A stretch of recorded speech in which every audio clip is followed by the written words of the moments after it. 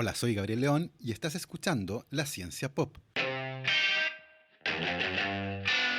un podcast sobre historias de ciencia. Nuestra comprensión con respecto al funcionamiento del sistema inmune enfrentó un momento crucial a mediados de la década de los 60, cuando las dos principales áreas de investigación, la que se centraba en estudiar a los anticuerpos y la que estudiaba a las células involucradas en la respuesta inmune, fueron unificadas gracias a un experimento realizado en gallinas. Los conocimientos generados permitieron entender de mejor manera la organización del sistema inmune y la interrelación que existe entre los anticuerpos y células como los linfocitos B o T. Estas células son fundamentales para protegernos del ataque de los microorganismos patógenos, y el nacimiento de un niño en 1971 que era incapaz de producir linfocitos fue la evidencia más cruda de esto. De paso, ese niño se convirtió en un ícono cultural y fue conocido en todo el mundo como el niño de la burbuja. Su historia, presentada muchas veces como un triunfo de la ciencia y la tecnología, lentamente ha dejado pasar un lado más oscuro y complejo, relacionado con la vida de un niño que creció sin contacto con microorganismos, pero que también fue privado del contacto con otras personas. Del sistema inmune y su ausencia es la historia de hoy en la ciencia pop.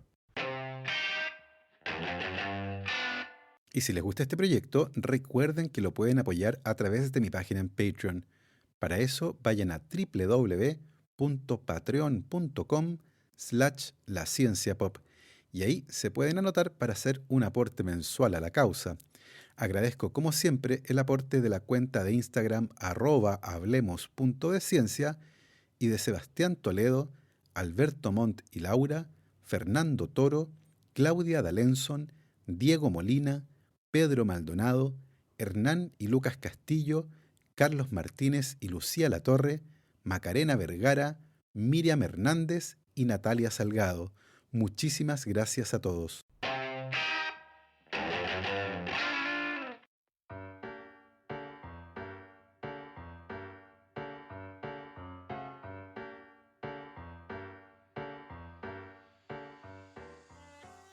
Cuando Max Cooper se unió al laboratorio de Robert Good en la Universidad de Minnesota en Minneapolis, Estados Unidos, en 1963, había dos áreas de investigación en inmunología y la verdad no se llevaban muy bien entre ellas. Ambas estudiaban las funciones del sistema inmune, pero una lo hacía centrada en unas moléculas llamadas anticuerpos y la otra lo hacía centrada en ciertas células llamadas linfocitos. En ese momento, casi 60 años atrás, la pregunta central en inmunología era cómo los vertebrados ajustaban sus defensas para protegerse de una enorme cantidad de bacterias y virus capaces de producir enfermedades y cuyas estructuras químicas y características específicas mostraban una diversidad casi ilimitada. En el fondo, el gran misterio era ¿cómo nos defendemos de una diversidad enorme de virus y bacterias con un arsenal tan limitado? Eso ocurrió cuando Good, Cooper y su colega Raymond Peterson publicaron un artículo en la revista científica Nature que revelaba que hay dos tipos de linfocitos. Ese fue un gran paso para el nacimiento de la inmunología moderna e influyó en el estudio y tratamiento de las inmunodeficiencias y los cánceres del sistema inmunitario, y también en el desarrollo de los anticuerpos monoclonales, herramientas de investigación y tratamiento clínico tremendamente potentes. Antes de eso, una de las áreas de la inmunología estaba interesada principalmente por un grupo de moléculas que parecían mediar la respuesta inmune, y para ese entonces habían hecho un progreso considerable. Este grupo había descubierto ciertas moléculas, llamadas anticuerpos, que son proteínas que tienen dos sitios de unión que reconocen un rango extraordinariamente amplio de moléculas extrañas, llamadas antígenos. También habían descubierto que los anticuerpos están compuestos por dos cadenas de proteínas, una más grande, llamada cadena pesada, y dos más pequeñas, llamadas cadenas livianas. También sabían que en esta molécula que tiene forma de Y, La mitad inferior de la molécula era similar entre diferentes anticuerpos, pero la parte superior era extremadamente variable. El segundo grupo de inmunólogos estaba interesado por las células vinculadas a la respuesta inmune. Aquí la hipótesis dominante era la de la selección clonal, que establecía que los linfocitos son diversos y que cada uno es único. En esta hipótesis, cada linfocito posee un receptor de superficie único que, cuando se une a algún antígeno, desencadena la proliferación de esa célula, que ahora se convierte en un ejército de clones, células idénticas que tienen en la superficie al mismo receptor, fenómeno bautizado como expansión clonal. Esta idea fue desarrollada a finales de la década de 1950 por Frank McFarlane en el Instituto de Investigación Médica Walter y Eliza Hall de Australia y David Talmage en la Universidad de Chicago, Estados Unidos. Esta hipótesis le dio a la inmunología celular un marco teórico conceptual, pero la prueba de su existencia y su funcionamiento seguían siendo esquivos desde el punto de vista experimental. En 1961, Jacques Miller demostró que un ratón al que se le había extirpado el timo no rechazaba los injertos de piel de ratones no relacionados, como lo harían normalmente. Esto sugirió que el timo era una fuente crucial de células que medían fenómenos como el rechazo de tejidos, pero sus experimentos no fueron aceptados universalmente. Por esa época se pensaba que los anticuerpos eran producidos por linfocitos, pero los inmunólogos no sabían cómo se relacionaban los linfocitos que producían anticuerpos y los que estaban involucrados en el rechazo de los injertos. En este contexto, Cooper, que era pediatra e inmunólogo clínico, realizó un conjunto de observaciones que fueron una pista temprana de la existencia de dos poblaciones distintas de linfocitos. Por ejemplo, Cooper se dio cuenta que las personas con síndrome de Wiskott-Aldrich, un trastorno relacionado con el cromosoma X, desarrollaban lesiones virales derivadas de la infección por herpes debido a una respuesta inmune defectuosa. Sin embargo, esas personas tenían altos niveles de anticuerpos. Por el contrario, los niños con agamaglobulinemia, una enfermedad ligada a la inmunodeficiencia hereditaria, podían controlar las infecciones de virus herpes a pesar de que no tenían anticuerpos. Esto sugería que los linfocitos productores de anticuerpos y los linfocitos derivados del timo que rechazan los injertos eran en realidad dos poblaciones distintas de células. Cooper encontró pistas para resolver este misterio en un artículo que probablemente llamó la atención de pocos inmunólogos, ya que fue publicado en una revista especializada en aves de criadero. El artículo hacía referencia a la bolsa de Fabricio, un órgano exclusivo de las aves que se pensaba tenía un papel hormonal vinculado con el crecimiento y el desarrollo. Los autores de ese estudio sospechaban, sin embargo, que la bolsa de Fabricio era importante para la producción de anticuerpos. Para estudiar el papel del órgano, utilizaron pollos a los que les habían extirpado las bolsas para un experimento no relacionado. Para sorpresa de los investigadores, estos pollos mostraron una producción de anticuerpos muy baja. Good y Cooper decidieron entonces revisar el papel de la bolsa de Fabricio y el timo en la respuesta inmune de los pollos. Hasta ese momento, los estudios de extracción de esos órganos en los pollos habían arrojado resultados bastante contradictorios. Cooper pensaba que esas discrepancias tenían su origen en el hecho de que algunas gallinas podrían haber desarrollado células inmunes antes de que el timo o la bolsa de Fabricio fueran extraídos, lo que podría generar resultados poco claros con respecto al órgano de origen de los anticuerpos. Su solución fue irradiar a los pollitos un día después de extraer los órganos, lo que eliminó a las células generadas por la bolsa de Fabricio o el timo de un pollito antes de la eclosión. Es decir, Cooper reseteó al sistema inmune de esos pollitos, borrón y cuenta nueva. Sin bolsa de Fabricio, por ejemplo, ¿qué cosa desaparece? El resultado de ese experimento fue publicado en la revista Nature el 9 de enero de 1965 y fue sencillamente espectacular. Los pollitos irradiados sin bolsa de Fabricio no produjeron anticuerpos cuando se les inyectó un antígeno. El fenotipo era muy similar al de los pacientes con agamaglobulinemia ligada al cromosoma X. Si bien los pollitos no produjeron anticuerpos, sí mostraban linfocitos derivados del timo. Al año siguiente, Cooper y sus colegas ampliaron su estudio en un importante artículo publicado en el Journal of Experimental Medicine. Utilizaron sus pollos irradiados, sin timo o sin bolsa de Fabricio, para dilucidar las diferentes funciones de las células inmunes producidas por los dos órganos, e hicieron un descubrimiento que resultó fascinante. Descubrieron que los linfocitos derivados de la bolsa de Fabricio son necesarios para la producción de anticuerpos, mientras que los linfocitos derivados del timo median las reacciones de hipersensibilidad, el rechazo de tejidos y el rechazo de injertos de piel. De esta forma, Cooper y sus colegas describieron a dos poblaciones distintas de linfocitos. A los derivados de la bolsa de Fabricio los llamaron linfocitos B, y a los linfocitos derivados del timo los llamaron linfocitos T. Ese es el origen del nombre de estos linfocitos. El poder explicativo del modelo de los dos linfocitos para las inmunodeficiencias era inmenso, debido a que las personas con agamaglobulinemia ligada al cromosoma X son deficientes en la producción de anticuerpos, pero no en la inmunidad celular. Su enfermedad probablemente se debía a una deficiencia en el desarrollo de los linfocitos B.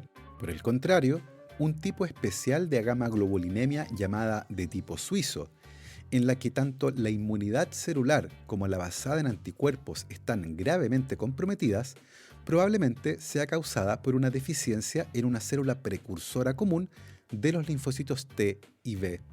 De esta forma, y debido a las implicancias médicas, no es sorprendente que fueran los médicos los más felices con los descubrimientos de Cooper, mucho más que los inmunólogos básicos. La siguiente pregunta era evidente. La bolsa de Fabricio es un órgano exclusivo de las aves. ¿Qué órgano cumple esa misión en los mamíferos? Sin esta respuesta, la relevancia y generalidad de los hallazgos de Cooper fueron puestos en duda durante casi una década. La búsqueda resultó tan compleja y la respuesta tan esquiva que algunos colegas de Max Cooper le preguntaban: ¿dónde está el equivalente de la bolsa de Fabricio este año, Max? Cada vez que lo veían. Inicialmente, Cooper y sus colegas sospecharon que el tejido intestinal era la fuente de las células B e hicieron un enorme esfuerzo en esa área, pero resultó ser un callejón sin salida. La respuesta finalmente llegó en 1974, cuando varios grupos de investigadores descubrieron que la médula ósea de los ratones era el sitio de origen de los linfocitos B, y de esta forma cumple la misma función en los mamíferos que la bolsa de Fabricio en los pollos.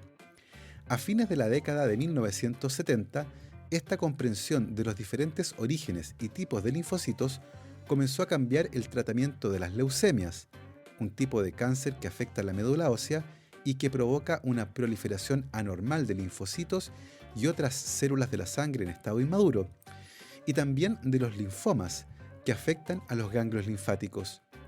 Las células de origen de estos tumores ahora podrían usarse para clasificar a los cánceres y adaptar las terapias, mejorando la sobrevida de los pacientes. Uno de los mayores impactos de estos descubrimientos asociados a los linfocitos B fue la invención de los hibridomas, líneas celulares inmortales que producen un solo tipo de anticuerpo. En 1975, el alemán George Kohler y el argentino César Milstein, trabajando en Cambridge, Reino Unido, informaron que habían logrado fusionar un linfocito B, productor de anticuerpos, con una célula de mieloma, que es una célula cancerígena derivada de la médula ósea. La célula híbrida resultante, llamada hibridoma, generó continuamente un tipo de anticuerpo específico, el que se podía producir en grandes cantidades y ser purificado. Este fue el nacimiento de la tecnología de anticuerpos monoclonales, es decir, anticuerpos que derivan de un clon de célula B.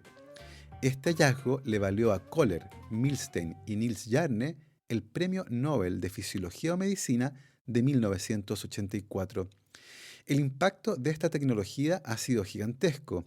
En los años siguientes, los anticuerpos monoclonales impregnaron toda la biología experimental y pasaron rápidamente a las áreas preclínica y clínica.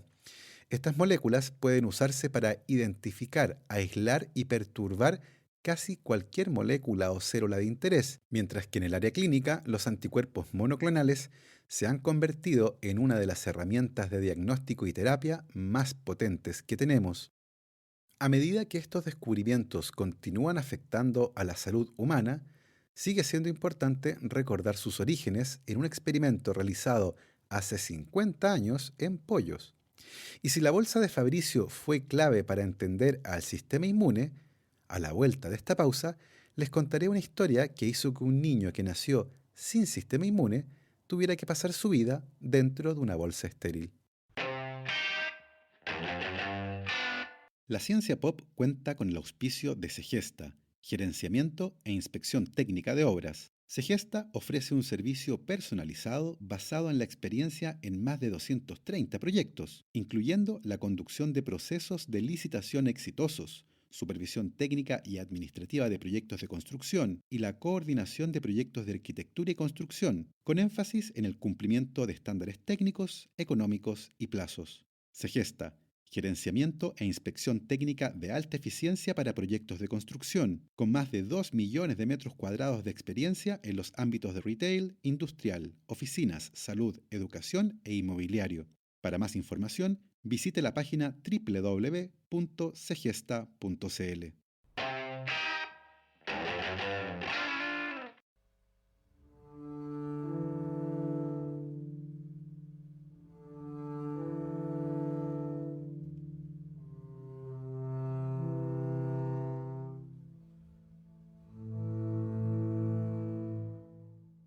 El 7 de febrero de 1984, Carol Vetter tocó la mano de su hijo David, de 12 años, por primera vez.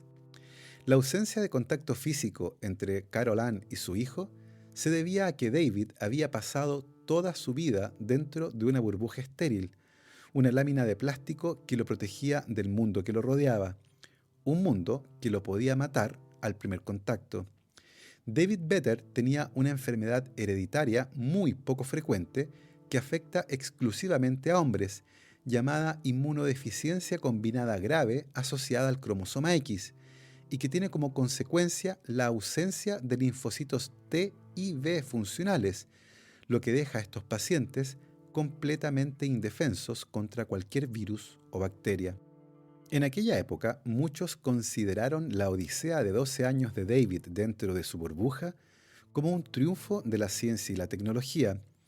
Para otros, sin embargo, fue un experimento extraño que ejemplificó la arrogancia médica. Desde su muerte, el nombre de David Vetter ha sido lentamente olvidado, pero millones de personas lo conocen como The Bubble Boy, el niño de la burbuja, que se metió en la cultura pop gracias a la canción de Paul Simon, The Boy in the Bubble, y un recordado capítulo de la serie de televisión Seinfeld. He's a bubble boy. A bubble boy? Yes, a bubble boy. What's a bubble boy? He lives in a bubble. La historia del niño de la burbuja, también conocido como el niño del $1.000.000, es una de esas historias que en la superficie parece romántica y heroica, pero que al escarbar en ella cambia a una que es dramática y despiadada. Momentos después del nacimiento de David, el 21 de septiembre de 1971, los médicos del Hospital de Niños de Texas en Houston pusieron al recién nacido en una burbuja de plástico estéril hasta que pudiera hacerse una prueba para determinar si estaba afectado por la inmunodeficiencia combinada grave. Sus padres ya habían perdido a un hijo de 7 meses y fue en ese momento que supieron que la madre de David era portadora de una mutación en uno de sus cromosomas X que se asociaba con la inmunodeficiencia combinada grave. Como las hijas heredan 2 cromosomas X y uno de ellos es heredado del padre, ese cromosoma sano cumple la función del gen defectuoso en el cromosoma materno, que heredarían las hijas en el 50% de los casos, convirtiéndose en el peor escenario en portadoras sanas de la mutación. En el caso de los hombres, sin embargo, El único cromosoma X que tenemos lo heredamos de nuestras madres, y la madre de David era portadora de la mutación en uno de sus dos cromosomas X. Así, los hijos hombres del matrimonio Vetter tenían un 50% de posibilidades de heredar el cromosoma X con la mutación. El hermano de David lo heredó y murió a los 7 meses. David también lo heredó.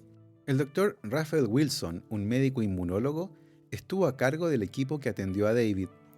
El plan original era aislar al niño y testearlo rápidamente. Si daba positivo, Wilson planeaba realizar un trasplante de médula ósea usando como donante a la hermana de David. Pero después de que se confirmó el diagnóstico, Wilson se dio cuenta que la hermana de David no era un donante compatible y el trasplante no podría realizarse. De un momento a otro, el aislamiento que pretendía ser una medida provisional se convirtió en el único tratamiento para la enfermedad de David. Su burbuja de plástico era ahora su hogar permanente. El giro inesperado de los acontecimientos creó un enigma médico sin precedentes. Por un lado, ningún niño había sido criado intencionalmente desde su nacimiento de forma aislada y no se podían conocer los efectos de dicho proceso. Por otro lado, sacar a David de su burbuja lo mataría.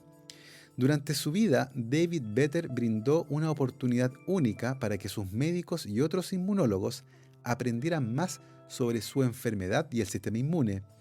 Gracias principalmente a los esfuerzos de Wilson, los inmunólogos aprendieron cómo la inmunodeficiencia combinada grave suprime al sistema inmunitario. Los hematólogos aprendieron sobre las propiedades de la sangre libre de gérmenes y los psicólogos aprendieron sobre la respuesta humana al aislamiento físico.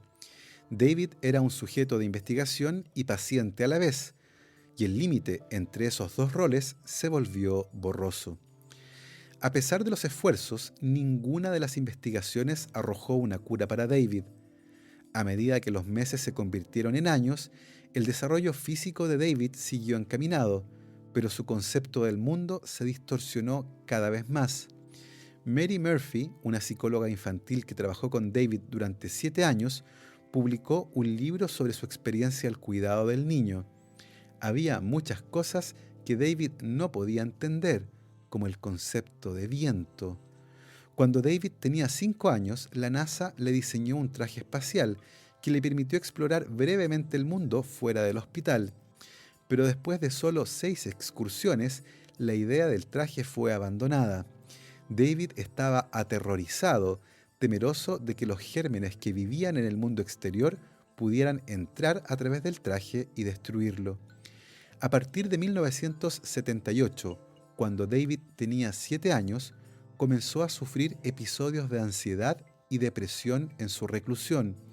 Aunque trató poderosamente de enfrentar su extraña situación con coraje y alegría, su desesperanza se hizo cada vez más evidente. No puede decir por qué es infeliz, pero definitivamente lo es, escribió una enfermera en ese momento. ¿Por qué estoy tan enojado todo el tiempo?, le preguntó a la psicóloga Mary Murphy una tarde de verano, mientras estaba sentado en su cámara de aislamiento de plástico en el 3er piso del Hospital para Niños de Texas, desde donde, a través de una ventana, podía ver el mundo exterior. Un mundo que no podía tocar y del que no podía participar. Todo lo que hago depende de lo que otra persona decida que haga. ¿Por qué me hiciste aprender a leer? ¿Qué gano yo con eso? Nunca podré hacer nada de todos modos. Entonces, ¿por qué? Dime, le preguntó a la psicóloga. Murphy no supo qué responderle. En 1981, David fue enviado a su casa en una burbuja especialmente diseñada para que pudiera recibir todos los cuidados fuera del hospital, pero su creciente comprensión de su situación se apoderó de su mente. Su madre comentó que David pasaba mucho tiempo mirando afuera y que veía niños en bicicleta o jugando en el pasto. Sentía una tristeza profunda por su hijo y pensaba que pronto llegaría el momento en el que algo tendría que hacerse. Ese algo llegó de la mano de investigadores del Instituto Dana-Farber de Boston, quienes anunciaron que habían desarrollado una forma de trasplantar con seguridad la médula ósea incompatible. El procedimiento se había probado solo en unos pocos pacientes, pero proporcionó el primer rayo de esperanza en 12 años de búsqueda de una cura para la inmunodeficiencia combinada grave asociada al cromosoma X.